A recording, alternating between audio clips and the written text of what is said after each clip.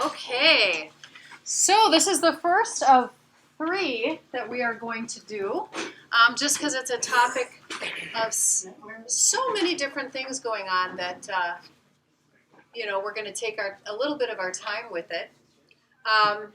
So the first thing we do is we'll gather together is just remember that we'll share from our own experience rather than, well, some people say, unless it's a curiosity or something like that. It's always good to say, in my life experience, this is what I notice. And as always, whenever we have any topic, especially if we feel like there's some charge or energy behind it, to have curiosity for ourselves and others versus judgment. And our normal tendency is to judge ourselves and others for certain beliefs we might have. And yet we all hold beliefs for a reason. And so if we're curious about them, that just opens up a little bit of space.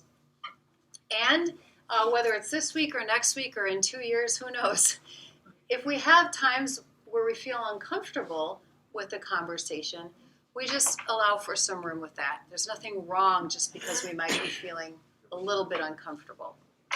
So, as we start, there's a few things I want to bring up that the topic of race is traditionally very hard for white people to discuss. Yeah.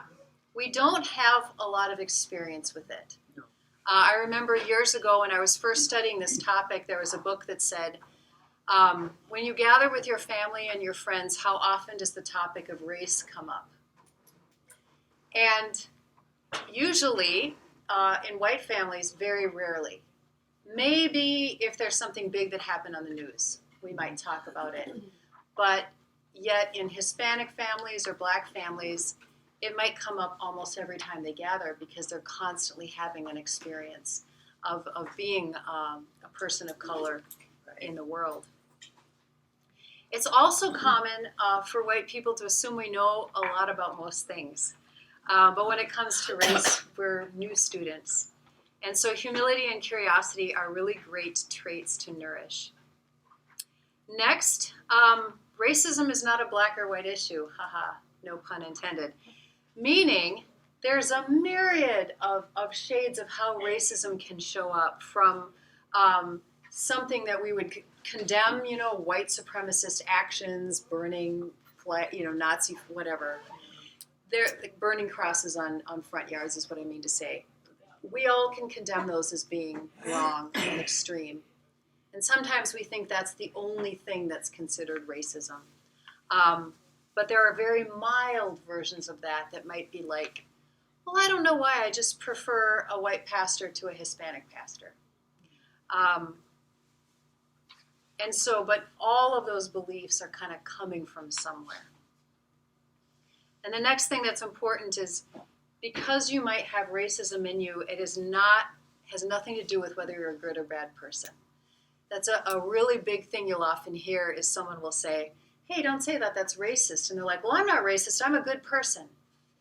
Those are not mutually exclusive. You can be a very good, well-meaning person and accidentally hold beliefs that are rooted in racism. So we're not responsible for inheriting those beliefs, but we are responsible for changing or challenging them. And then I don't believe this is going to come up today, but if ever now or in the future when someone's having a conversation with you about race, if you're having a strong reaction, you just can notice that. Nothing is wrong just because you're reacting. We're creating room inside for the work. I liken it to if you go to the gym for the first time, how are you going to feel the next day? Sore. Because your body is adjusting. But in time, if you go regularly, your body will not be sore by that workout and can actually take harder workouts and harder workouts and harder workouts before it gets sore. And that's the same thing with us talking about anything we might be considered challenging or uncomfortable. So let's do the work. And why are we doing the work? Here's a passage from Luke 10. Jesus answered, "You shall love the Lord your God with all your heart, with all your soul, with all your strength, and with all your mind, and your neighbor as yourself." But wanting to justify himself, he asked Jesus, And who is my neighbor? So the first thing we're going to do is just get into maybe small groups. Look, you're already there. I'll head on over here. And just one at a time, go around and answer these 7 questions.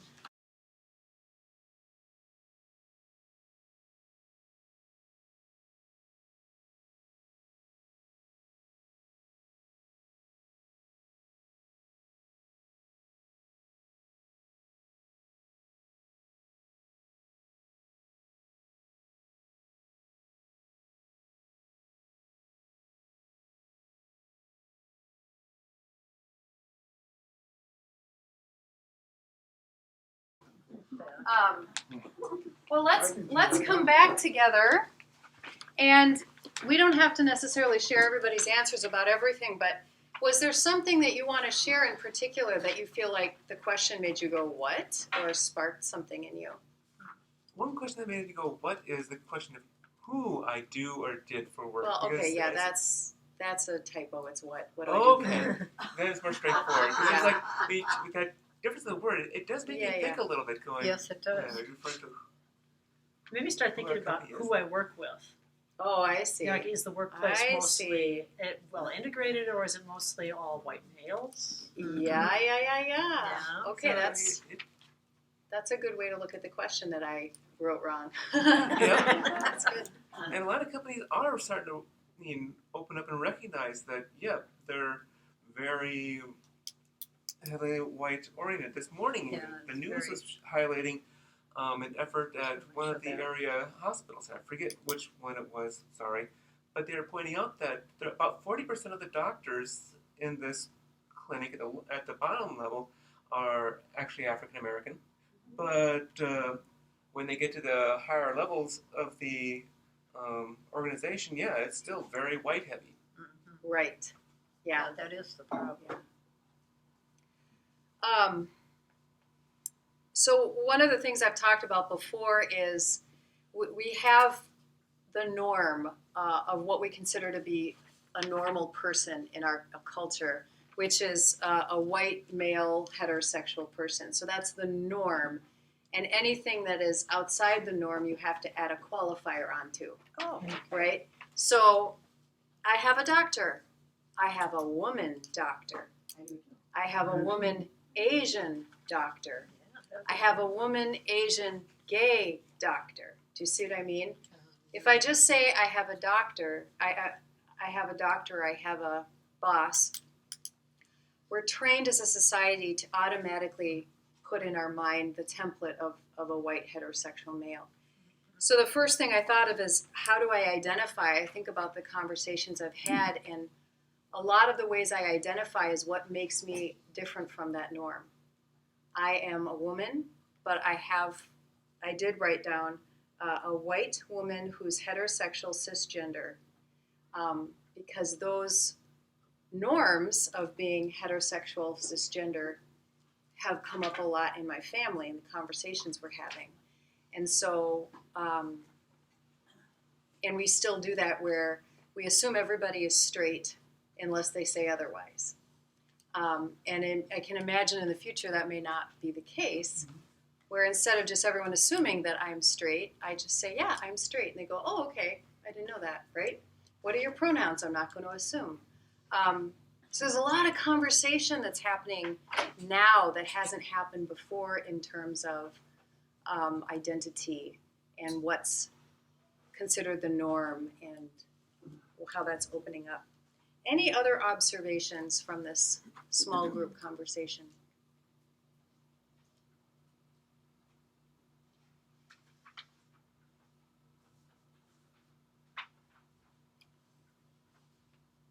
Do you think it's necessary to identify ourselves? say talking You know, Right. how, I don't know if it's, I don't think I care about your sexuality.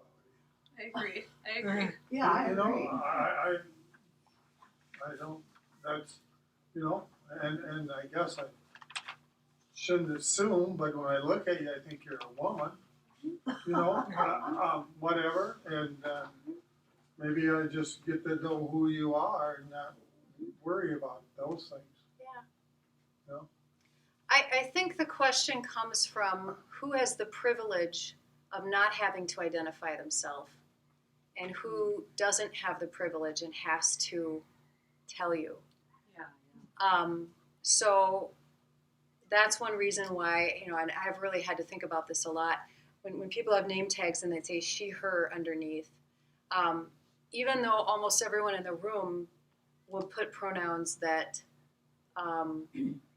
seem to match what they are, it's saying I'm relinquishing my privilege that we assume that we're all kind of cisgender.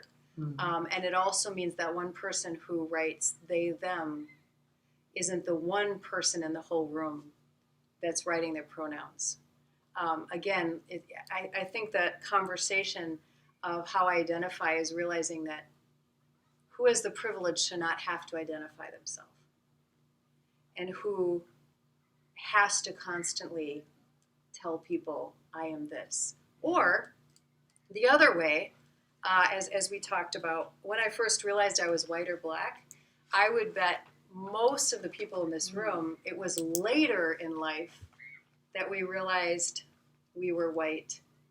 Whereas if we had just as many black people in the room, their stories would be very different about how early they were made to be felt like they were different.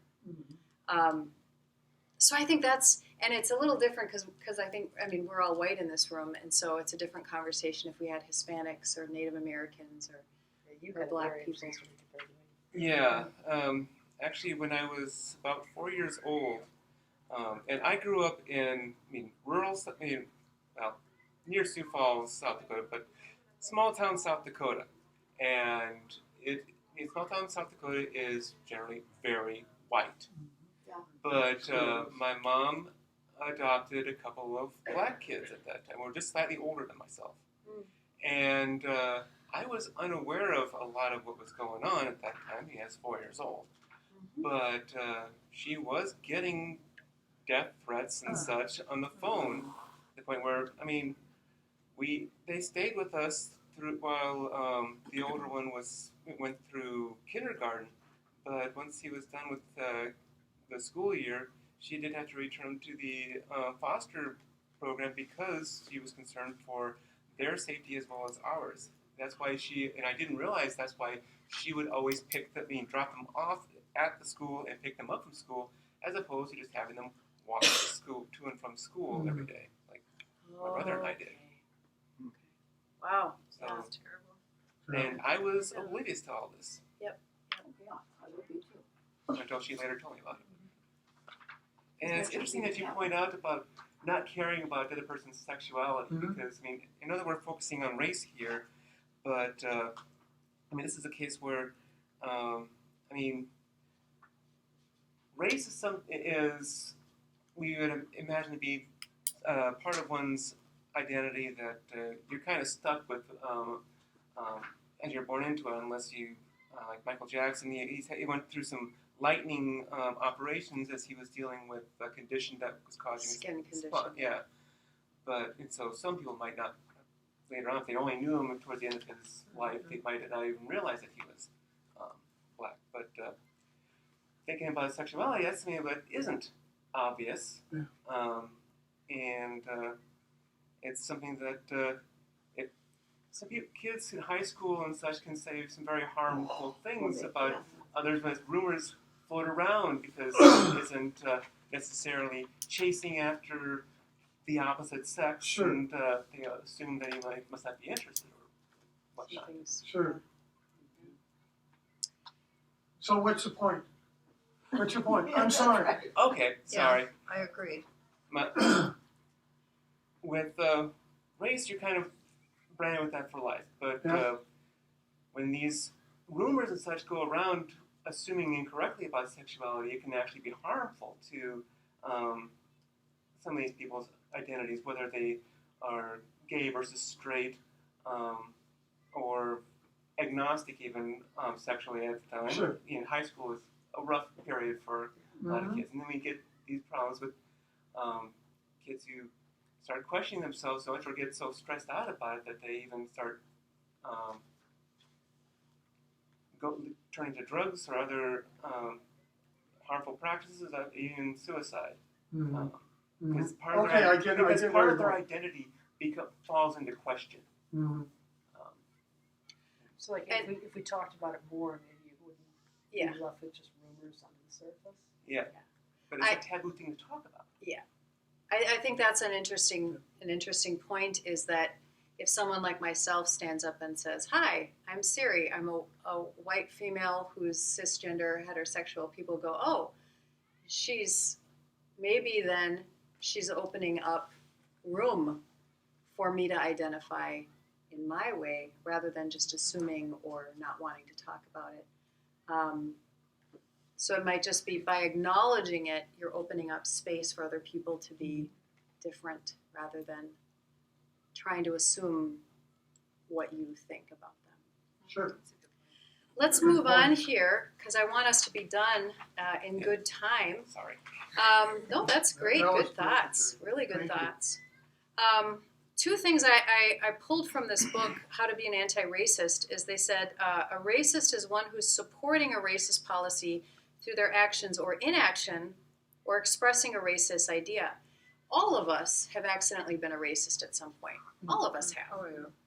An anti-racist is one who is supporting an anti-racist policy through their actions or expressing an anti-racist idea. So this is very active, whereas the racist one could be passive. And the best explanation I heard of this was, when you go to the airport and there's those walkways that you can get on that move you ahead. And they said, in a culture like the United States, which has been founded on so many racist ideas, you don't have, it's like we're all standing on the walkway. And without even trying, you're moving ahead with those ideas. Those ideas are carrying the culture along without us even trying.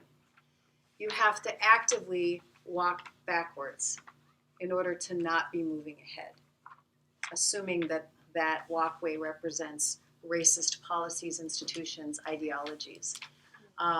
Meaning you have to actively question and go, why is there only this here? Why is this happening? Why would you say that? Why is that considered funny?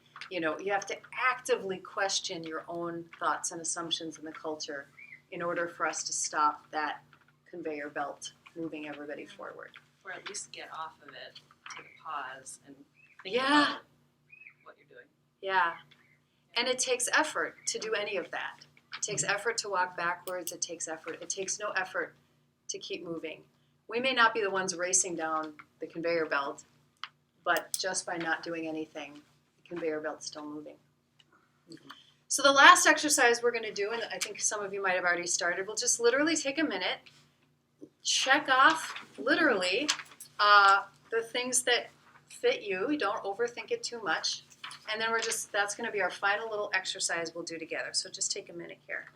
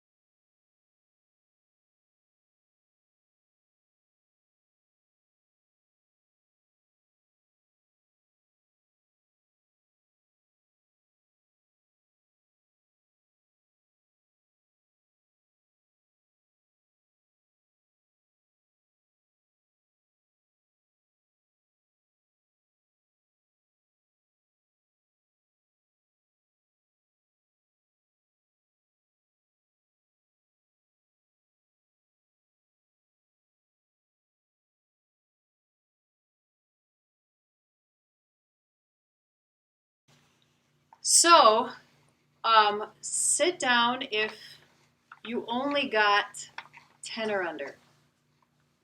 Okay, no one in this room. Sit down if you only got 15 or under total. Sit down if you only got 20 or under. Sit down. Okay. Sit down if you got only 25 or under. 26 or under. You can sit down. You got 25, so you can sit down now. 27. 28. 29. Then 30. Ben, it's you and me. said 31. 31! Wow. We're the most privileged people in this room. Look at that. Where's redhead? It's the blonde Will hair, redhead Joe. come in? Yeah. It's the blonde, yeah. I didn't see that.